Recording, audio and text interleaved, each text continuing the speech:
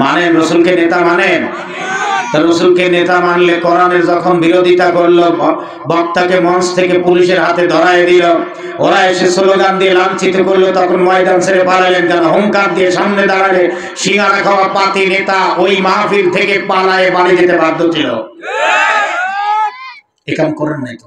আমি আল্লাহর রজ্জুকে, আমি আল্লাহর রশিকে তোমরা মজবুত করে ধরো, জামিয়া ঐক্যবদ্ধ হয়ে, সুবহানাল্লাহ বলবেন না? ওয়ালা তাফাররাকু, পরস্পর বিচ্ছিন্ন হয়ো না, এক হও, এক জায়গায় থাকো। যদি হতে পারো আমি আল্লাহ তাআলা তোমাদেরকে বিজয় দিব, এতে কোনো সন্দেহ নাই। সুবহানাল্লাহ বলবেন না? ঐক্য হবেন, সাহায্য পাবেন। বিচ্ছিন্ন হবেন, তাফাররাকু হবেন, মার খাওয়ার অভাব থাকবে না। এইটার বাস্তবতা আপনারা দেখেছেন। ছাত্ররা ঐক্য করেছে, অভিভাবকের ঐক্য লাগে নাই। ছাত্রদের ঐক্যের কারণে 16 বছরের জালিম টিকে থাকতে পারে নাই। আর এই ছাত্রদের অভিভাবকেরা, পিতারা, বড় ভাইরা যদি এখন ঐক্যবদ্ধ হতে পারে, বাংলাদেশ নাম যতদিন থাকবে ততদিন আর কোন জালিম, কোন ফ্যাসিস্ট এই জমিনে মাথা উঁচুই করতে পারবে না। কথা বলেন ঠিক না? যদি প্রয়োজন আর একটাবার হয়, এই জমি আল্লাহর রাজ প্রতিষ্ঠা করার জন্য নিজেদের জীবনের মায়া উপেক্ষা করেন, স্ত্রী, পরিবার, পরিজন, সন্তান আদি ছেড়ে মাঠে দাঁড়াতে হবে, জীবন দিতে হবে। কারা কারা রাজি আছে? আল্লাহু আকবার বলে আল্লাহকে দেখা। আলহামদুলিল্লাহ নাহমাদুহু ওয়া নাস্তাঈনুহু ونستغفره ونعوذ بالله من شرور أنفسنا ومن سيئات أعمالنا من يهد الله فلا مضل له ومن يضلل فلا هادي له نشهد أن لا إله إلا الله وحده لا شريك له ونشهد أن محمدا عبده ورسوله الذي أرسله بالحق بشيرا ونذيرا وداعيا إلى الله بإذنه وسراجا منيرا فقد قال الله تعالى في كلامه المجيد والفرقان الحميد أعوذ بالله من الشيطان الرجيم بسم الله الرحمن الرحيم إن الله وملائكته يصلون على النبي يا أيها الذين آمنوا صلوا عليه وسلموا تسليما اللهم صل على জবান ছেড়ে উচ্চ আওয়াজে প্রাণ খুলে বলে আল্লাহুম্মা সাল্লি আলা মুসলমানের রক্ত নিয়ে আজ খেলছে বিশ্বের বেঈমান, বলেন ঠিক কিনা? মুসলমানের রক্ত নিয়ে খেলছে বিশ্বের বেঈমান, আজও কেন ঘুমিয়ে আসো, এখনো কেন ঘুমিয়ে আসো দীপসর সোনা পাড়াবাসী মুসলমান। আল্লাহ মুহাম্মদ ওয়া আলা আলি বালাগাল উলা বি কামালিহি কাশাফাদ দুজা বি সাল্লু আলাইহি ওয়া আলিহি।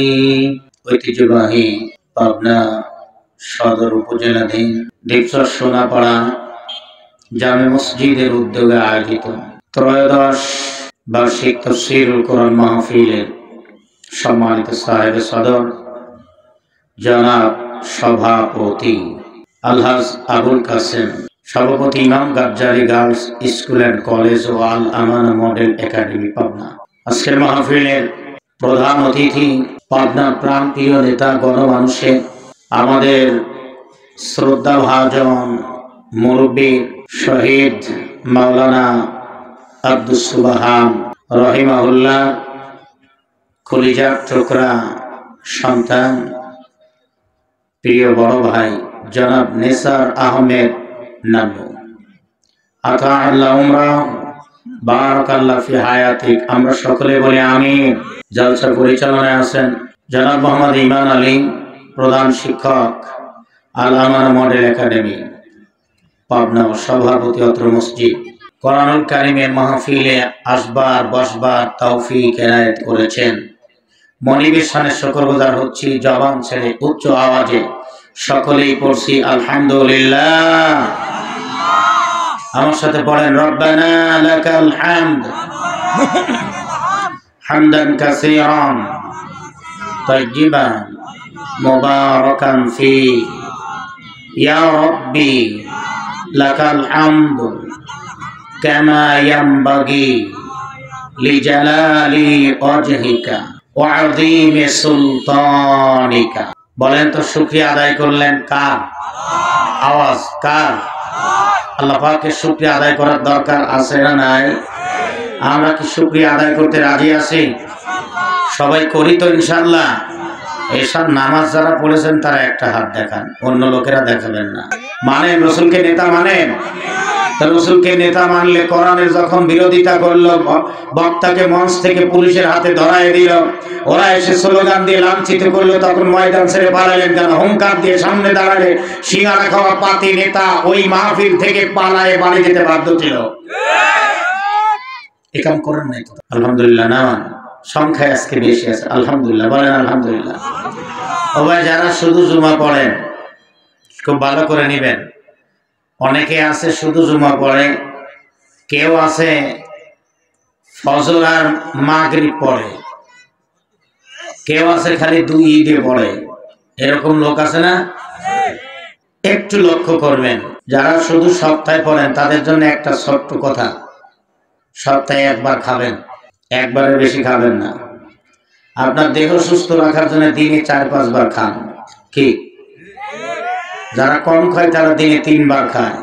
সাপ্তাহিক শুধু জুমায় ঠিক ঘড়ি ধরে ঢোকে, ইমাম সাহেব খুতবা দিচ্ছেন, সেই সময় যাচ্ছেন, আসসালামু আলাইকুম ওয়া রাহমাতুল্লাহ ইমাম বলছেন, আর দেরি নাই। কার আগে কে বের হয় প্রতিযোগিতা, যাই পরে বের হয় আগে। এই মানুষ আমরা যারা আছি, একটু লক্ষ্য করেন, আপনার দেহকে সতেজ রাখার জন্য যদি সপ্তাহে একবার খান, এই দেহ কি সতেজ থাকবে না দুর্বল হবে? তারপর ইমানটাকে সতেজ রাখার জন্য যদি সপ্তাহে একবার শুধুমাত্র জমা পড়তে যান 2 রাকাত, এই 2 রাকাত জমা পড়ে ইমান সতেজ থাকবে না দুর্বল হয়ে যাবে? তো সেই নরমাল দুর্বল ইমান দিয়ে মাহফিল শুনে তাকবীর দিয়ে কি আর ময়দান বিজয় করা সম্ভব? যার জন্য আমরা বলার পরে যেই আসে আগে, বিগত 15-16 বছর আপনারা দেখছেন, পাতি নেতা লেখাপড়া জানে না, কলম হাতে দিলে পরে যদি সেই উইনসেন কলম হতো 80-এর দশকে, যেটা দিয়ে আমি পড়ালেখা করেছি, 2 হাত কলমের থেকে কালি উঠানো হতো, ওই কলম যদি হাতে ধরায় দেওয়া যায়, 22টা কলম ভাঙার পরে নাম হলো বাবর, তাও বাবর লেখা শেষ হবে না। আবার বাবর নামে তো এই সিঙ্গারা খাওয়া নেতা তো এলাকায় নাই, চিন্তা করবে মারলো আমার উপরে, চারিদিক হিসাব করা লাগে আমাদের। বা এই জন্য একটু হিসাব করেন, এই জাতীয় কাজকর্ম বাদ দেন। আপনার রূহটাকে ভালো রাখার জন্যে, সতেজ রাখার জন্যে আপনাকে দৈনন্দিন 24 ঘন্টায় 5টা বার সময় মতো ডিউটি করা লাগবে। এই কপাল আর এই নাক জমিনে দিতে হবে। রাজি আছেন আপনারা? রাজি আছেন আপনারা? কারা কারা রাজি নাই হাত দেখান, শুনিয়ে হাত উঠাবেন। 2-3 জন উঠাই ফেলছেন, আগে দেখবেন আমি কি বলি। প্রিয় ভাইরা, এদিক লক্ষ্য রাখবেন। তো আমরা রবের প্রতি শুকরগুজার হলাম। এরপর আমাদের প্রিয় নেতা, প্রিয় রসুল সাইয়্যিদিনা, আমাদের নেতা। সাইয়্যিদিনা মানে কি? কথা বলেন না, বলেন আমাদের নেতা। এখানে অনেকেই মুখ খুলতেছেন না যে আমরা তো রসুলকে নেতাই মানি না। কি কথা বলে না? দেখছেন কথা বলে না? মানেন রসুলকে নেতা মানেন? রাসূলকে নেতা মানলে, কোরআনের যখন বিরোধিতা করলো, বক্তাকে মঞ্চ থেকে পুলিশের হাতে ধরায় দিল, ওরা এসে স্লোগান দিয়ে লাঞ্ছিত করলো, তখন ময়দান ছেড়ে পালালেন কেন? হুঙ্কার দিয়ে সামনে দাঁড়ালে সিঙ্গারা খাওয়া পাতি নেতা ওই মাহফিল থেকে পালায়ে বাড়ি যেতে বাধ্য ছিল। একাম করেন নাই তো। শক্ত হয়ে দেখেন, শক্ত হইলেই লাভ। শক্ত হলে কথা বলেন, শক্ত হলে। নিরস্ত্র সাহাবীরা একবারে নিরস্ত্র, দামি কোন অস্ত্র সাহাবীদের কাছে নাই। ময়দান বিজয় হয়েছে, সংখ্যায় কম, কাফেরেরা বেশি, পার নাই। মাত্র 3000 সাহাবী রাসূলের, আর 1 লক্ষ রোমান সৈন্য মুতার প্রান্তরে কাফেরদের। কয় লক্ষ? এরপরে 1 লক্ষ কাফেররা কুকুরের মতো পালাইতে বাধ্য হয়েছে, শুধুমাত্র ঐক্যবদ্ধ থাকার কারণে। বদরের প্রান্তরে 313 জন সাহাবী, 1000 কাফের সৈন্য সজ্জিত বাহিনী, তারাও বিদায়। আল্লাহু আকবার বলবেন না জোরে? তাবুকের প্রান্তরে রাসূল করিম সাল্লাল্লাহু আলাইহি ওয়াসাল্লাম 30 সহস্র সাহাবীদেরকে রিক্রুট করেছিলেন। কাফেরেরা ঝাঁকে ঝাঁকে এসেও কিছু করতে পারে নাই। এদের চিন্তা চেতনায় ছিল চোখ নড়বে যতক্ষণ, ময়দানে থাকবো ততক্ষণ। যার কারণে আমাদের ছাত্ররা যখন বিপ্লবী ডাক দিলেন, এই ছাত্রদের সামনে তার আরেক বন্ধু গুলি খেয়ে পড়ে যায়, বুলেটের আঘাতে জমিনে শুয়ে পড়ে। কেউ জীবন দেয়, কেউ রক্তাক্ত অবস্থায় হাসপাতালে নিয়ে যাচ্ছে। 1000 ছেলেরা সামনে আছে দুর্বল, আধা ঘন্টা পরে ওই 1000 ব্যাক করে আরো 1000 সামনে চলে যায়, পিছনের গুলো শক্তি সঞ্চয় করে। এইভাবে করে হাজার হাজার সরকারি বাহিনী, তাদের লেলিয়ে দেওয়া গুন্ডা বাহিনী সহ সবগুলি ময়দানে আসার পরেও ময়দান তারা ধরে রাখতে পারে নাই। আল্লাহ তাআলা তাদেরকে 41-এর জিকিরকে ক্লোজ করে দিয়ে 24-এ মামু বাড়ি দিল্লি পাঠিয়ে দিয়েছে। নিরস্ত্র ছাত্ররা, অস্ত্র ছিল না। একটা ছাত্রের কাছে একটা রিভলভার নাই, একটা পিস্তল নাই, একটা দোনালা বন্দুক নাই, কোনো গান নাই, কিন্তু একটা অস্ত্র তাদের ছিল। সেই অস্ত্রের নাম হলো ঈমান। অস্ত্রের নাম কি? সবাই না বললে হবে না। অস্ত্রের নাম কি? ঈমান নামক অস্ত্র যদি আপনি রাখতে পারেন আপনার অন্তরের ভিতরে, আল্লাহ বিজয় দিবে। আল্লাহর ওয়াদা এটা। সুবহানাল্লাহ বলবেন না? আল্লাহ তাআলা বলেন, ওয়ালা তাহিনু ওয়ালা তাহজানু ওয়া আনতুমুল আ'লাউনা ইন কুনতুম মুমিনিন। আল্লাহু আকবার বলেন। আল্লাহ তাআলা বলেন, ওয়ালা তাহিনু ওয়ালা তাহজানু, তোমাদের কোনো ভয় নাই, কোনো চিন্তা নাই। কথা কার? আওয়াজ না দিলে হবে না, একটু আওয়াজ দিয়ে বলেন এই কথা কার? আল্লাহ বলেন তোমাদের কোনো ভয় নাই, কোনো চিন্তা নাই, একটা শর্ত দিব। আল্লাহ রাব্বুল আলামিন বলেন তোমাদের কোনো চিন্তা নাই, কোনো ভয় নাই, আনতুমুল আ'লাউনা ইন কুনতুম মুমিনিন, যদি তোমরা মুমিন হও আমি আল্লাহ তাআলা ঈমানের বলে তোমাদেরকে বলিয়ান করে দিব। জোরে বলেন মারহাবা। কবি আল্লামা ইকবাল, কবি সম্রাট, তিনি বলেন, বাতিল সে দাবনে ওয়ালে, বাতিল সে দাবনে ওয়ালে আসমানে হি হাম সবার গর ঝুকাগে তো ইন্তেহা হামারা। তিনি বলেন মুসলমান বাতিলের সামনে মাথা নত করার জাতি নয়।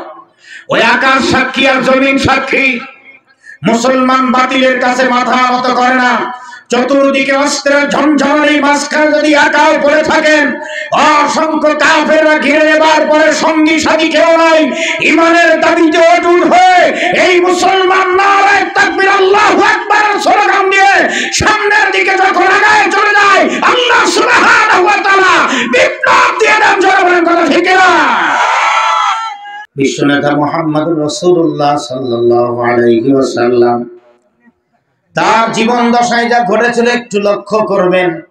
সামান্য কিছু সময় কিছু কথা বলবো, ইল্লা মাশাআল্লাহ, আল্লাহ যেন তৌফিক দেন। জোরে বলেন আমিন।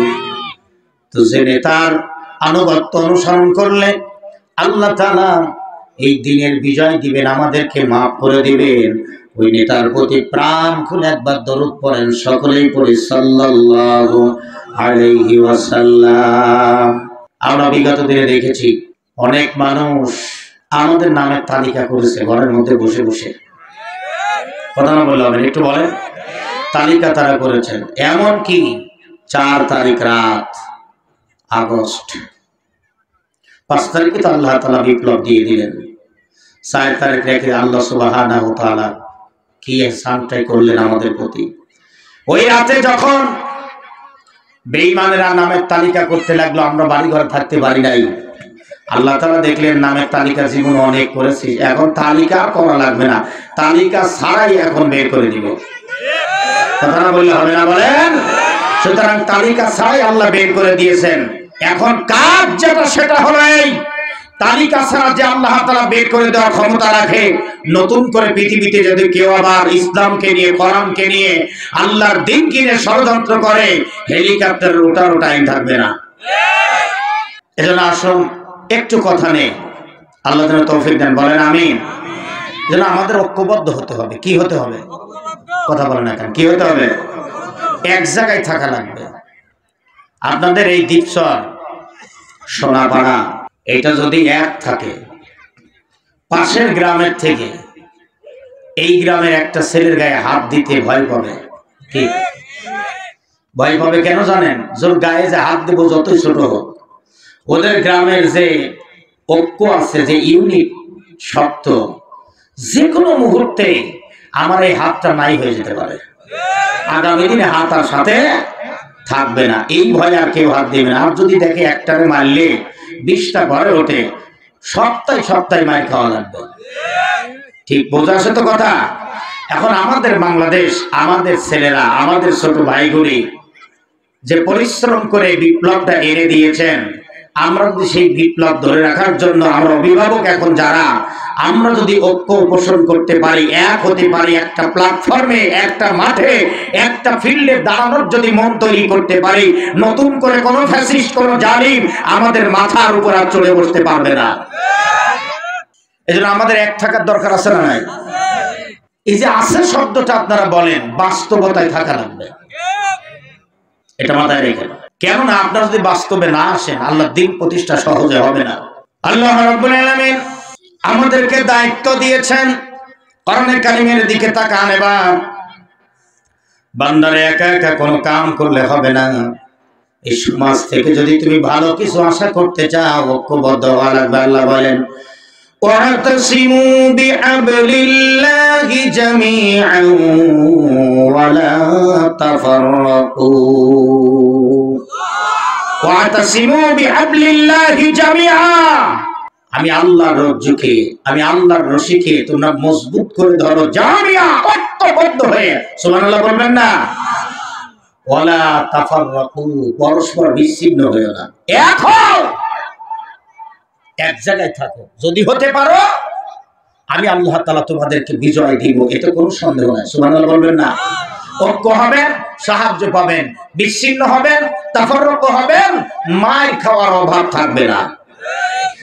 এইটার বাস্তবতা আপনারা দেখেছেন। ছাত্ররা ঐক্য করেছে, অভিভাবকের ঐক্য লাগে নাই। ছাত্রদের ঐক্যের কারণে 16 বছরের জালিম টিকে থাকতে পারে নাই।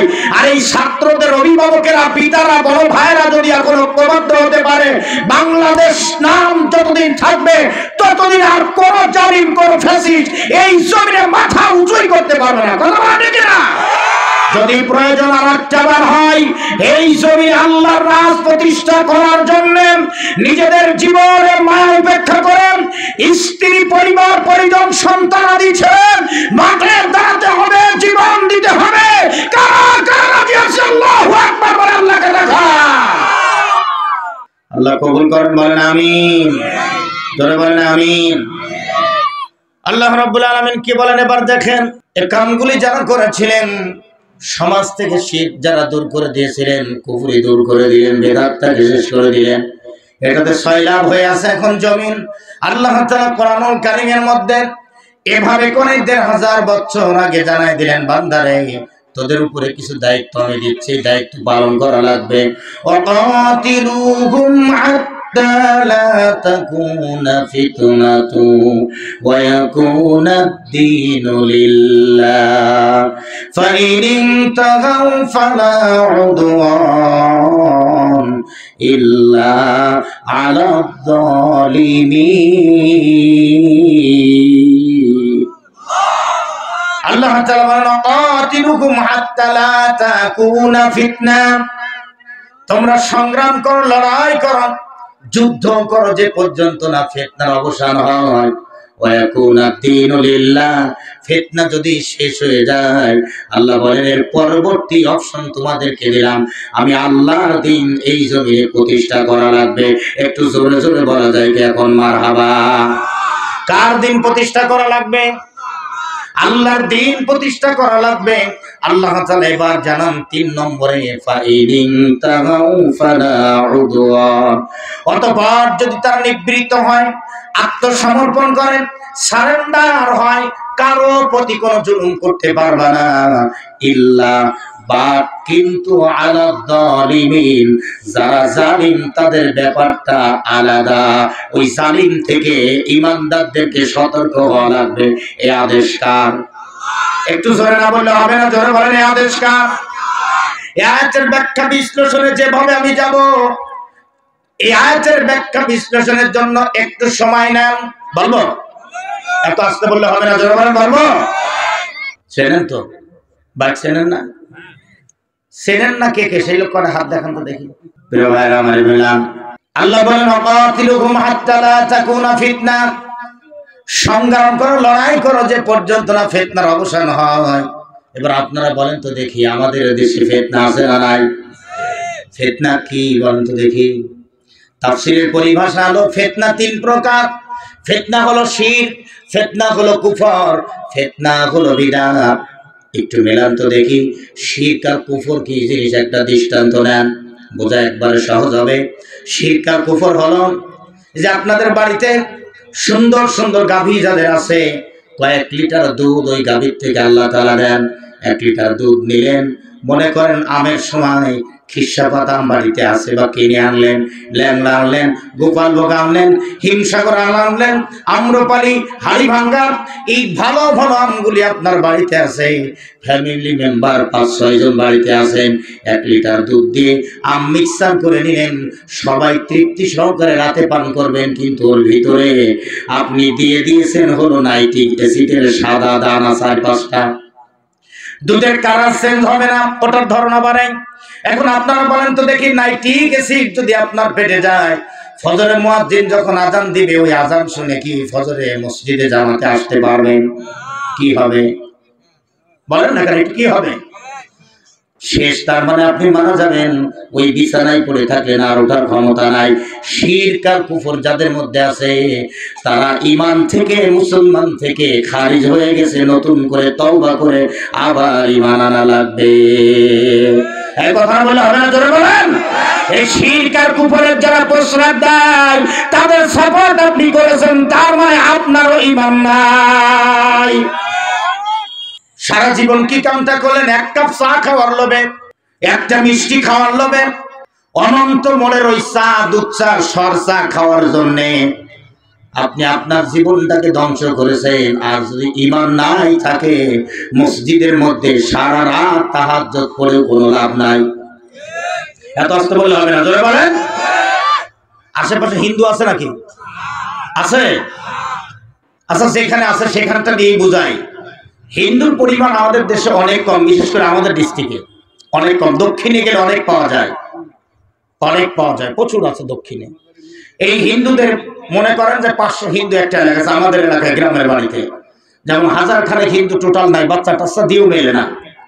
কিন্তু দুর্গা পূজার যেদিন বিসর্জন হয় প্রতিমা ডুবাই দিবে ওই দিন 5-7 হাজার লোক হয় কোথা থেকে আসে কথা বলে না কেন কারা ওরা তোটা হিন্দুদের কাম তাদেরটা তারা করুক রাষ্ট্র প্রয়োজনে পাহারা দিবে তাদের মূর্তি যেন কেউ ভেঙে নিতে না পারে এটা রাষ্ট্র দেখবে রাষ্ট্র যদি আপনাকে পাহারাদার বানায় দেন আপনি পাহারা দিবেন অসুবিধা নাই কিন্তু আপনি শিরকের সাথে সম্পৃক্ত হয়ে ওই প্রতিমা ডুবানোর কাজে তার প্রসাদ আপনি সব কিছু নিতে পারবেন না এই কাম তো মুসলমানের ছেলেরা করে কোন জাতি মুসলমান আপনি এইটাকে শেষ করার জন্য আল্লাহ বললেন জামিয়া হও, ঐক্যবদ্ধ হও।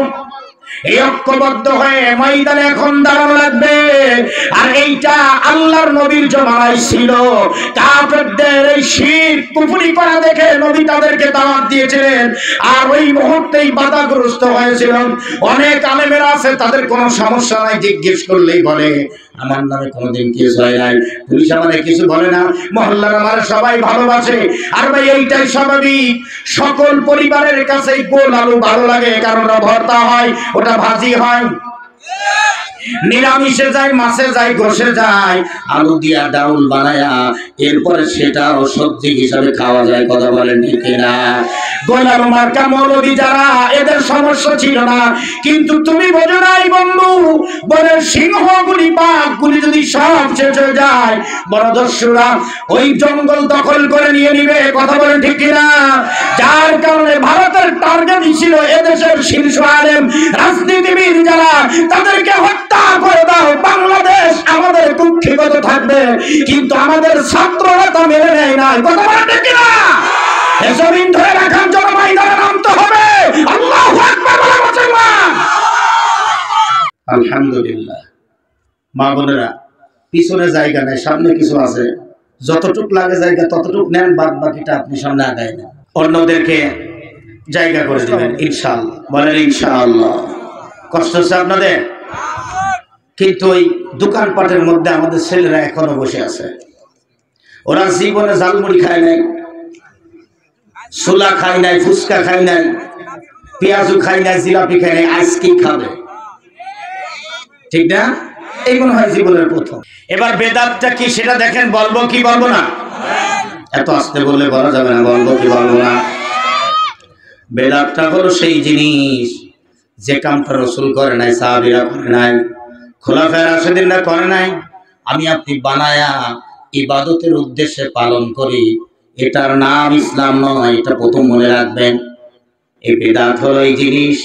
দুধ যেমন সুষম খাদ্য, গাভী যখন দোহান, এই গাভী যাদের আছে তারা একটা হাত দেখান। গাভী আছে যাদের আছে হাত দেখান না। এলাকায় অনেক গাভী থাকে আমি জানি।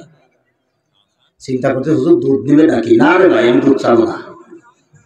না মানে গাভী যখন আপনারা দোহান, দুধ দোহান, বাট থেকে টানেন, বের করেন, ওই সময় যদি গাভী প্রসাব করে সেনায়, বালতি কি করেন?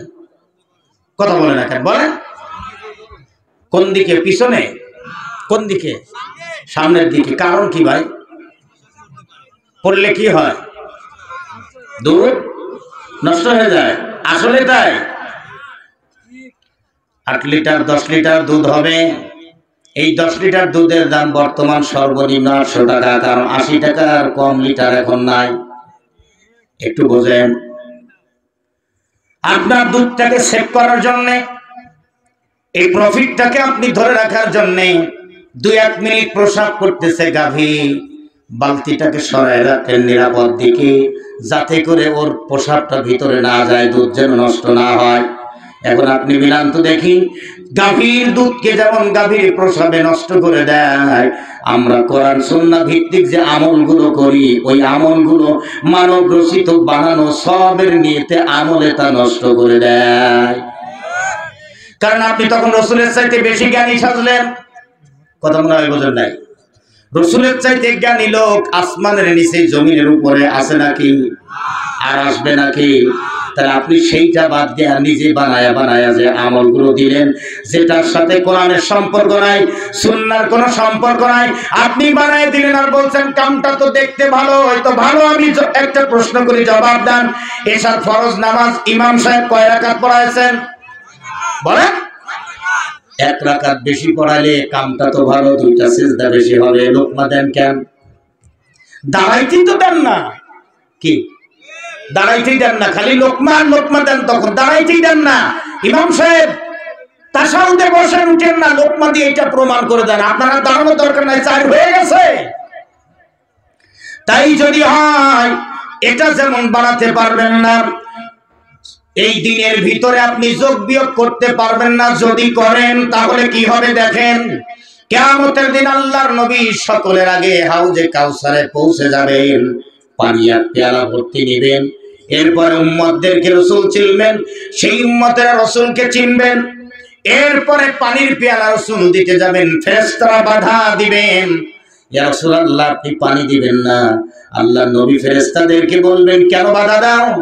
ওই সময় জবাব দেবেন, আপনার বিয়োগান্তে আপনি যখন দুনিয়াতে ছিলেন না, আপনার এই উম্মতগুলি ইসলামের মধ্যে ভেজাল ঢুকায় দিয়েছিল, যে কাম আপনি করেন নাই, অনুমতি দিয়েও যান নাই, এই কামগুলো ইসলামের মধ্যে যোগ করে দিয়েছিল।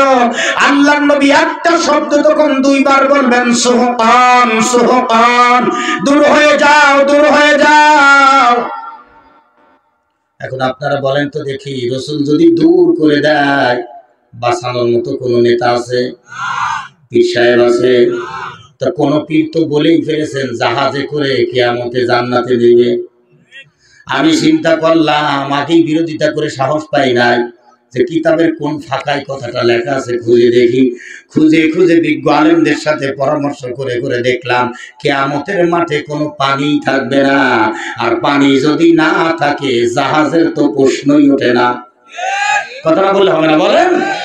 ধোঁকা দিয়ে বোকা বানাইছে, আর কিছু লোক পাগল হয়ে ভূতকার মধ্যে পড়ে গেছে। কবি হালি বলেন, ইয়া হাল তেরা চল হায় মকসুদ তেরা মাল হায়, क्या जो तेरा चल हाय लाखों को अंधा कर दिया। আল্লাহু আকবার বলেন না কেন? কবি হালি বলেন, ও একটা হাল ধরে, একটা বেশগুলা ধরে একটা জাল ফেলে দিছে। চাল কি জাল হয়ে গেল, ওর মধ্যে কিছু লোকেরা পড়ে গেল, নিজের গোটাও পেটটাকে বড় করে নিল। সে কি মনে করেছে তার জবাব দেওয়া লাগবে না? অবশ্যই তাকে আল্লাহর দরবারে, আল্লাহর আদালতে কিয়ামতে জবাব দেওয়া লাগবে। কথা বলেন ঠিক না?